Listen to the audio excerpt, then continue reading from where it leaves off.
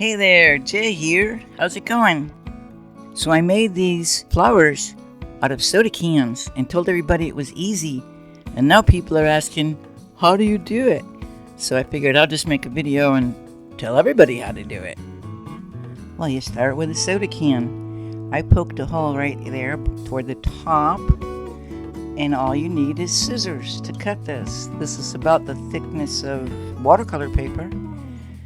Now you're going to cut it much more carefully than I have. In fact, you're probably going to do the whole project more carefully than I have, which means it'll come out better.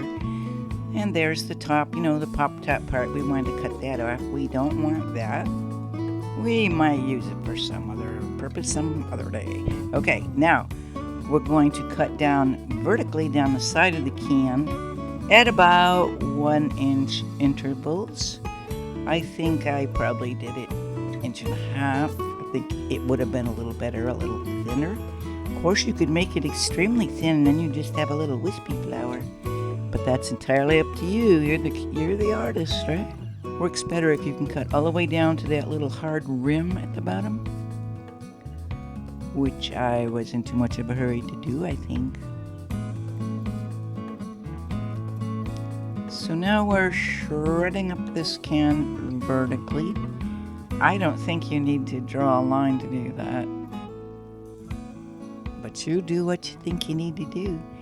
Now we've got it all shredded up, okay? All the way around.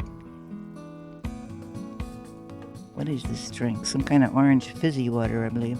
Now you're worried about getting cut. I can't even make myself get cut on these things. I don't know why. It just doesn't seem to cut people.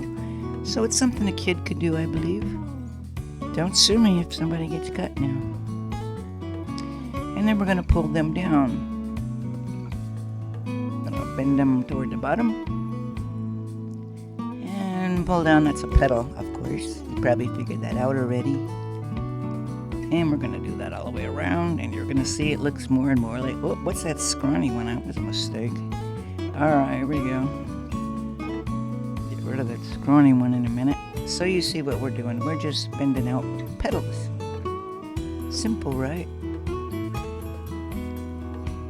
And let me get my Gigandi scissors and get that skinny part out of there. That's what's called a mistake or a learning experience.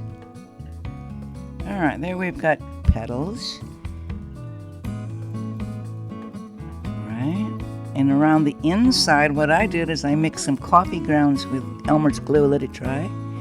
You could take any of those spices you've had for 10 years in the back of your spice rack, mix them with Elmer's glue and do that. You could paint it. You could do all kinds of things. You can shape the petals. There's a pointy one.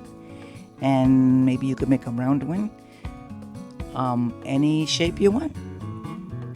You could cut them off and make leaves, all kind of possibilities. You see my fancy art tool, which is a pen. If you've ever curled Christmas ribbon, same procedure. It'll just curl around like that. Ta-da! The harder you do it, the more it curls. I want a little curl, but a little more curl right here.